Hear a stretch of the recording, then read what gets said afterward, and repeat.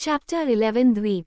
बच्चे, पैडी चिल्लाया। वह भोर में क्रॉस ट्री पर था, जबकि डेक पर नीचे खड़े बच्चे उसके सामने अपना चेहरा ऊपर उठा रहे थे।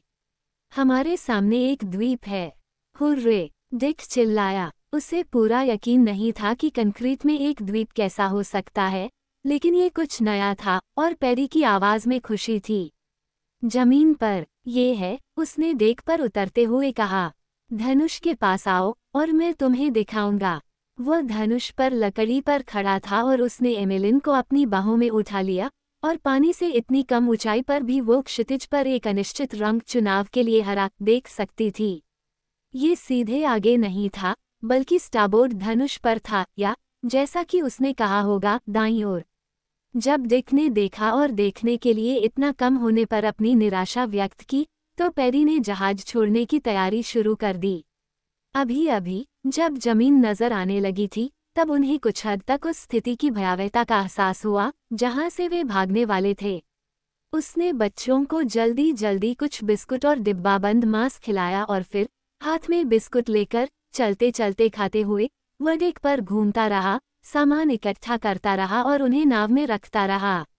धारीदार फलालन का बोल्ट, सारे पुराने कपड़े, सुई और धागे से भरी एक गृहिणी जैसे नाविक कभी कभी ले जाते हैं, आलू की आधी बोरी, एक आरी जो उसे केबूस में मिली, तंबाकू की कीमती कॉइल और बहुत सी दूसरी छोटी मोटी चीजें उसने नाव में रख दी। इस प्रक्रिया में छोटी नाव कई बार डूबी। साथ ही बेशक उसने पानी का ब्रेकर और बिस्कुट और डिब्बाबंद सामान के बचे हुए हिस्से भी ले लिए जो वे जहाज पर लाए थे। इन्हें रख देने के बाद और नाव तैयार हो जाने के बाद वह बच्चों के साथ आगे बढ़कर द्वीप की ओर देखने लगा, ताकि देख सके कि द्वीप कैसा चल रहा है। वह उस घंटे के दौरान और करीब आ गया था जब वह सामान इकट्ठा करने और रखने में लगा हुआ था, और करीब और ज्यादा दाईं ओर, जिसका मतलब था कि ब्रेक काफी तेज धारा से बह रहा था और वह उससे गुजर जाएगी, जिससे वह स्टाबोर्ड से 2 या 3 मील दूर रह जाएगी। यह अच्छी बात थी कि उनके पास डिंगी का नियंत्रण था। इसके चारों ओर समुद्र है, एमिलिन ने कहा, जो पैडी के कंधे पर बैठी थी, उसे कसकर पकड़ रही थी और द्वीप को देख रही थी, जिसके पेड़ों की हरियाली अब दिखाई दे रही थी, जो चमकते और दिव्य नीले रंग में हरियाली का एक नखलिस्तान था। क्या हम वहां जा रहे हैं, पैडी?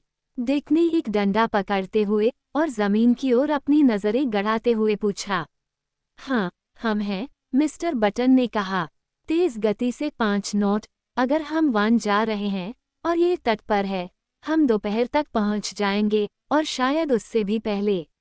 हवा तेज हो गई थी और द्वीप से मंद गति से बह रही थी, मानो द्वीप उन्हें अपने से दूर उड़ाने का एक कमजोर प्रयास कर रहा हो। ओह, कितनी ताज़ी और सुगंधित हवा थी। उष्णकटिबंधीय क्षेत्रों में उगने वाली सभी तरह की चीजों ने अपनी खुशबू को एक गुलदस्ते में मिला लिया था। इसे सूंघो, एमिलिन ने अपने छोटे नथुने फैलाते हुए कहा। यही मैंने कल रात सूंघा था, लेकिन अब ये ज्यादा तेज है। नॉर्थम्बरलैंड जहाज पर की गई आखिरी गणना से पता चला कि जहाज मार्केसिस के दक्षिण पूर्व में था।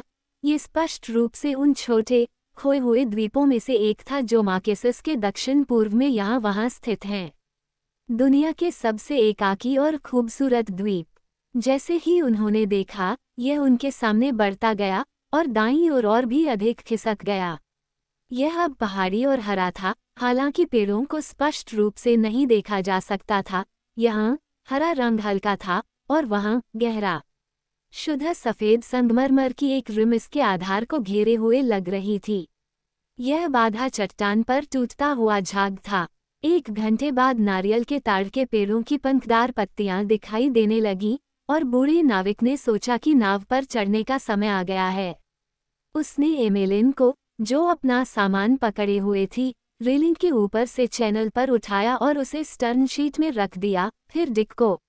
एक क्षण में नाव बह गई, मस्तूल हिल गया और शेनांडो समुद्र की धाराओं की इच्छा पर अपनी रहस्यमय यात्रा पर निकल पड़ा। तुम द्वीप पर नहीं जा रहे हो, पैडी, डिक चिल्लाया, जब बूढ़े आदमी ने नाव को बंदरगाह की ओर मोड़ दिया।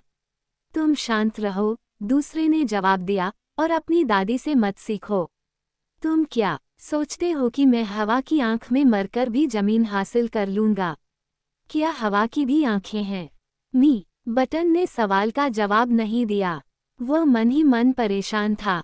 क्या होगा अगर द्वीप पर लोग रहते? उसने कई साल दक्षिणी समुद्र में बिताए थे। वह मॉरिशस और समोआ के लोगों को जानता था और उन्हें पसंद करता था। लेकिन यहाँ वह अपनी दिशा से भटक गया था। हालांकि दुनिया की सारी परेशानियां बेकार थीं। ये द्वीप या गहरे समुद्र का मामला था और नाव को स्टारबोर्ड टैक पर रखते हुए उसने अपना पाइप जलाया और अपनी बांह की कोहनी में टिलर को पकड़े हुए पीछे झुक गया। उसकी गहरी आंखों ने ब्राइग के डेक से चट्टान में एक छेद देखा था और वो उस छेद के बराबर में डिंगी चलाने की तैयारी कर रहा था और फिर स्कल्स पर सवार होकर उसे पार करने की कोशिश कर रहा था। अब जैसे जैसे वे करीब आए, हवा में एक आवाज आई, एक हल्की, मधुर और स्वप्निल आवाज। ये चट्टान पर टूटती लहरों की आवाज थी। यहाँ समुद्र और भी गहरा हो गया था, मानो जमीन के प्रतिरोध से नींद में परेशान हो रहा हो। अपनी गोद में अपना बच्चा लिए बैठी एमिलिन बिना कुछ बोले अपने सामने के दृश्य को देखती रही। चमकदार, शानदार धूप में भी और उसके पार दिखाई देने वाली हरियाली के बावजूद यह एक वीरान दृश्य था जो उसे नाव में बैठे हुए दिखाई दे रहा था। एक सफेद, सुनसान समुद्र तट, जिस पर लहरें दौड़ रही थीं और उछल रही थीं, समुद्री पक्षी चक्कर लगा रहे थे और चीख रहे थे, और लहरों की गड़गड़ाहट के ऊपर अचानक दरार दिखाई देने लगी और उसके पार नीले, चिकने पानी की झलक दिखाई देने लगी। मिस्टर बटन ने पतवार को खोला, मस्तूल को हटाया और नाव को खींचना शुरू कर दिया। जैसे जैसे वे निकट आते गए, समुद्र अधिक सक्रिय, उग्र और जीवंत होता गया। लहरों की गड़गड़ाहट अधिक तेज होती गई, लहरें अधिक प्रचंड और भयावह होती गईं, तथा समुद्र का द्वार अधिक चौड़ा होता गया। कोरल पियर्स के चारों ओर पानी घूमता हुआ देखा जा सकता था, क्योंकि लेगून में ज्वार उमड़ रहा था। इसने छोटी नाव को पकड़ लिया था और उसे इतनी तेजी से आगे ले जा रहा था कि स्कल्स उसे नहीं चला सकते थे। उनके चारों ओर सीगल चीख रहे थे, नाव हिल रही थी और डगमगा रही थी। डिक उत्साह से चिल्लाया और एमिलिन ने अपनी आंखें कसकर बंद कर लीं। फिर, जैसे कोई दरवाज़ा तेजी से और चुपचाप बंद हो गया हो, लहरों की आवाज़ अचानक कम हो गई। नाव समतल तल पर तैरने लगी। उसने अपनी आंखें खोली और खुद को वंडरलैंड में पाया।